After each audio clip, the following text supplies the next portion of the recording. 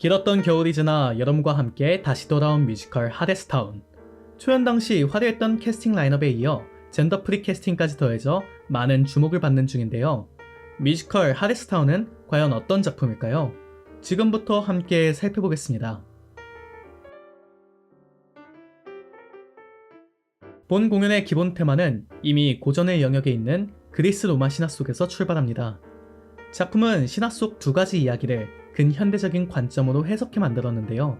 특히나 재즈와 대공황 등이 펼쳐진 1920년대 미국의 배경에 맞는 새로운 해석을 더해 변형시켰죠. 먼저 저승의 왕인 하데스와 저승의 여왕 페르세포네의 신화, 그리고 뮤즈의 아들이었던 오르페우스와 에우르디케의 사랑 이야기가 이 작품의 핵심 소재로 작동하죠. 하데스타운의 세계관은 페르세포네에 대한 하데스의 집착으로 여름이 짧아지고 겨울이 길어진 힘겨운 시절을 다루고 있습니다. 이때 지하의 주인 하데스의 심리적 상태는 아내가 영영 떠나지 않을까 하는 의심과 두려움, 그리고 불안감으로 가득합니다. 때문에 그는 벽을 만들고 페르세포네에게 집착함으로 인해 세상을 점점 더 차갑고 힘들게 만들었죠. 이런 하데스타운의 모습은 현실 속 자본주의의 어두운 면과 이어지며 그 자체로 현대 미국을 예상표절하고 있습니다. 자본과 자유를 지키기 위해 벽을 높이 세우는 갈등의 시대. 가난한 서민들이 먹고 사는 것조차 걱정해야만 하는 시절 속에서 평화와 행복을 노래하는 예술가 오르페우스의 모습은 특별하게 느껴지죠. 더불어 배고픔을 견디기 어려워 자발적으로 하데스타운의 노동 현장, 즉 자본주의의 계약 안으로 들어오는 노동자들의 모습도 무척 흥미로운 구도입니다. 과연 이 차가운 세상은 어떻게 변할까요? 이어서 이야기에 집중해봅시다. 따뜻한 계절이 다시금 찾아오길 꿈꾸는 가난한 예술가 청년 오르페우스. 그런 그의 모습에 에우르디케가 반했으나 동시에 음악에 집중하는 그의 모습은 그녀가 하데스타운으로 향하는 것, 즉 죽음으로 떨어지는 것조차 모르게 만들었죠.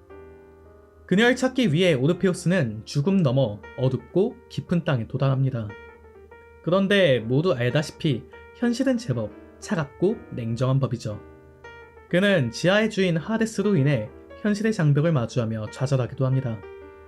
그럼에도 불구하고 자유를 노래하는 오르페우스의 모습은 수많은 노동자들을 일깨우며 변화의 씨앗을 심게 됩니다. 그리고 벽에서 시작한 저항의 물결로 인해 이야기의 또 다른 핵심 주인공 하데스는 오르페우스에게 노래를 통해 그를 설득할 기회를 줄 수밖에 없는 상황에 빠졌죠. 이때 오르페우스가 완성한 노래는 사실 하데스와 페르세포네 사이에서 노래했던 두 신이 나누었던 사랑의 음악입니다. 그 원형적 사랑의 모습을 오르페우스가 다시금 떠올리게 만든 것이죠. 저는 하데스가 본인 나름의 방식으로 사랑을 생각하고 또 표현한 인물이라고 느꼈습니다. 사랑하는 아내 페르세포네가 떠날 것에 대한 두려움과 불안으로부터 비롯된 집착이 지금의 하데스타운을 건설했잖아요. 누구도 쉽게 나가지 못하게 벽을 세우고 그녀를 빠르게 데려오기 위해 철로를 깔며 바깥 세상을 그리워하는 아내를 위해 뜨거운 열기와 환한 빛의 왕국을 만들었죠. 개인적으로 이 과정에서 노동자들을 착취하는 하데스의 면모와 페르세포네의 메인 색상이 초록색이라는 점이 흥미롭게 다가왔습니다. 문득 달러의 지폐색이 연상됐거든요. 세상에 돌아오는 페르세포네가 풍요를 부르는 존재인 만큼 페르세포네라는 여인이 아닌 돈, 그러니까 자본주의적 이념에만 집착했다고 해석할 수도 있겠습니다. 해당 관점에서 본다면 돈에 대한 과도한 집착과 불안감이 세상을 삭막하게 만들었다는 맥락으로 이야기를 다시 볼 여지가 있겠네요. 아무튼 사랑의 원형적 모습을 돌이켜본 하데스는 진정으로 사랑했던 아내 페르세포네를 찾게 됩니다. 그리고 그것을 춤의 형태로 표현한 것도 무척이나 로맨틱한 연출 방식이었어요. 물론 이와 동시에 오르페우스가 사랑을 통해 자신의 사랑을 되찾는 것에 더해서 평화와 자유까지도 쟁취합니다. 예술이 세상을 긍정적인 방향으로 변화시킨다는 맥락으로 느껴지기도 하네요. 이렇게 모든 이야기는 해피엔딩일 수 있을까요? 그렇다면 좋겠지만 아직 남은 이야기가 있습니다. 이어서 살펴봅시다.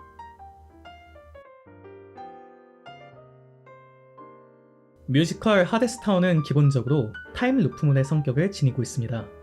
오르페우스는 하데스로부터 자유를 쟁취했지만 여전히 신화라는 정해진 이야기, 즉 운명에 묶여있는 인물이죠. 때문에 신화를 이미 아는 사람이라면 충분히 예측할 수 있는 결말, 즉 뒤를 돌아봄으로 에오르디케를 잃는 비극적인 결말에 도달하게 되는 것입니다. 어쩌면 현실의 세상이 그런 모습일지도 모르겠어요. 운명의 여신들이 끊임없이 그에게 의심과 불안을 심은 것처럼 자본주의 사회에서 인간은 필연적으로 두려움에 사로잡히게 됩니다. 나보다 앞서 나가는 사람에 대한 두려움, 내 재산을 잃는 것에 대한 불안감, 누군가 나를 배신하지 않을까 하는 의심이죠. 그리고 그것은 운명적으로 우리를 고통스럽게 만들기도 합니다. 그럼에도 불구하고 이 작품은 다시금 그들의 이야기를 노래할 것이라 말합니다. 비록 슬픈 노래일지라도 이번에는 다를지도 모른다는 희망 때문이죠.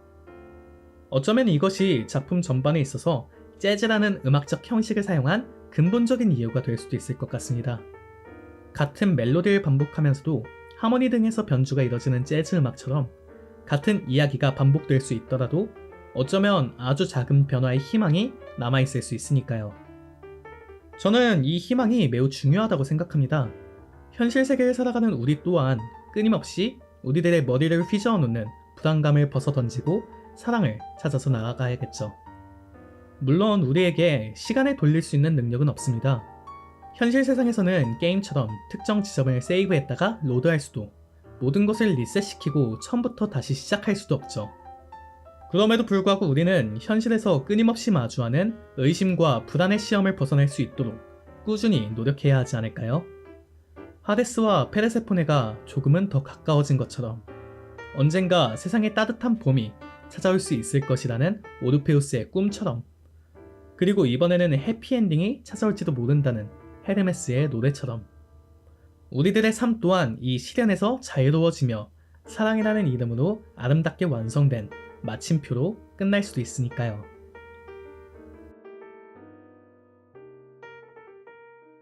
이제 배우들에 대한 이야기를 하려고 합니다. 우선 가장 먼저 눈에 들어온 건 지난 시즌부터 이어진 하데스와 페르세폰의 역할의 김우영, 김선영 배우였습니다. 두 사람은 실제 부부인 만큼 보다 사랑의 측면이 강조된 것 같아 깊이 몰입할 수 있었습니다. 예를 들어 하데스가 아내를 위해 도시를 세우는 심리와 더불어 하데스가 순수했던 시절을 되찾은 이후 함께 추는 춤에서 느껴지는 행복감이 보다 크게 느껴졌던 것 같아요. 다음으로 눈에 띄는 건 마찬가지로 주인공 포지션에 속하는 오르페우스와 에오르디케입니다. 이번에는 박강현 배우와 김수아 배우의 조합으로 공연을 관람할 수 있었습니다. 두 배우 모두 두말하면 입 아플 정도로 뛰어난 실력을 가지고 있는 젊은 배우들인데요. 먼저 박강현 배우의 경우 순수함과 따뜻함이 함께 느껴지는 오르페우스였습니다. 때문에 하데스에 의해 좌절한 후유증이 제법 길게 남은 것 같았어요. 현실의 차가움과 의심에 흔들리는 모습에서 보다 깊이감 있는 개연성이 느껴졌습니다. 다음으로 김수아 배우의 경우 순수한 오르페우스의 캐릭터성에 의해 세상을 조금은 더 밝게 보기 시작한 인물로 느껴집니다. 차가운 현실을 알고 있으나 이 남자와 함께라면 혹시 괜찮지 않을까 하며 작은 꿈을 품은 느낌이었습니다. 이번에 소개하고자 하는 건 강홍석 배우의 헤르메스입니다. 말 그대로 재즈의 분위기와 찰떡인 배우죠. 강홍석 배우 특유의 보이스도 음악과 완벽하게 어울리면서도 오르페우스를 진심으로 걱정하고 또 생각하는 삼촌 같은 이미지였습니다. 흥겨움과 따뜻함, 그리고 카리스마가 함께 느껴지는 멋진 헤르메스였네요. 그 밖에도 앙상블 배우들의 에너지도 눈에 확 들어왔습니다.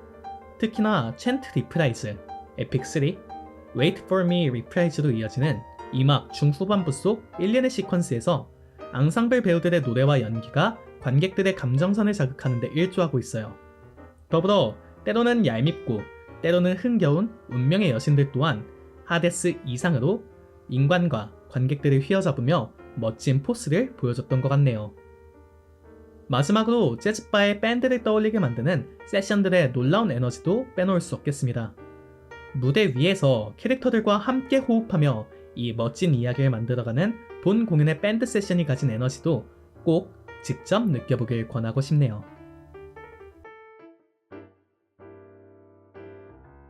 요약하자면 뮤지컬 하데스타운은 고전의 영역에 속하는 신화 속 두 이야기를 현대적 설정과 함께 엮어낸 작품입니다.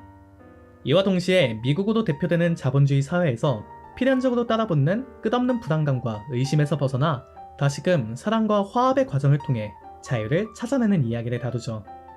물론 신화라는 정해진 이야기가 그러한 것처럼 본 작품 또한 일련의 정해진 결말이 있습니다.